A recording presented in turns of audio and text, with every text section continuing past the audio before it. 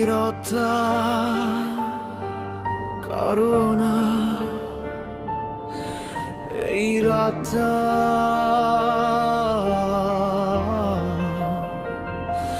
শুধু আমার।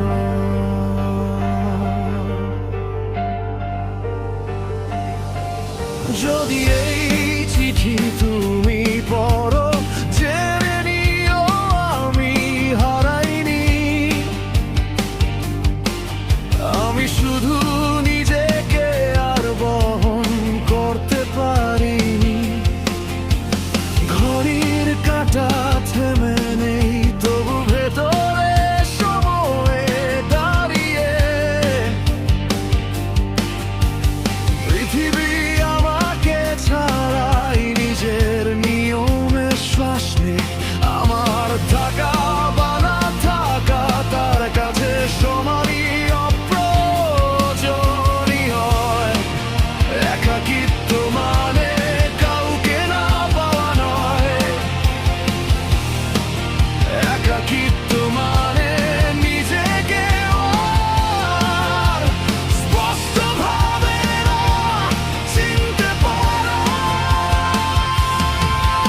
আরো একটি বসন্ত নীরব, ফুল ফোটে আমি নই, সবাই বাঁচে আলোয়, আমি থাকি প্রশ্নের ছায়ায়। আরো একটি বসন্ত নীরব, রৌদ্র আছে উষ্ণতা নেই, আমি শ্বাস নিই ঠিকই কিন্তু বেঁচে থাকার দাবি করি না।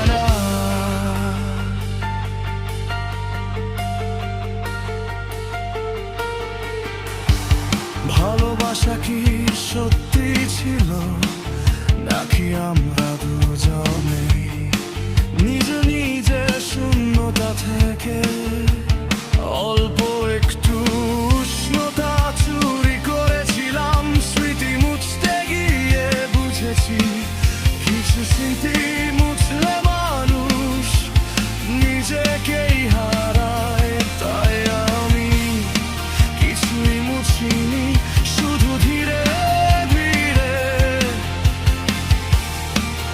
ভারী হয়ে গেছি।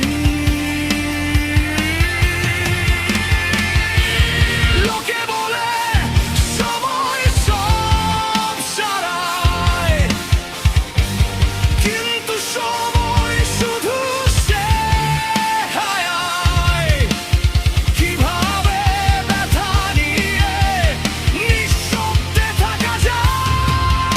আরো একটি বসন্ত নীরব, আমি তার প্রান্তিক দর্শক, সবাই ভবিষ্যৎ লেখে, আমি অতীতের একটা ফুটনো। আরো একটি বসন্ত নীরব, এই নীরবতাই আমার ভাষা। আমি আর কাঁদি না, কিছু শোক শব্দ চায় না।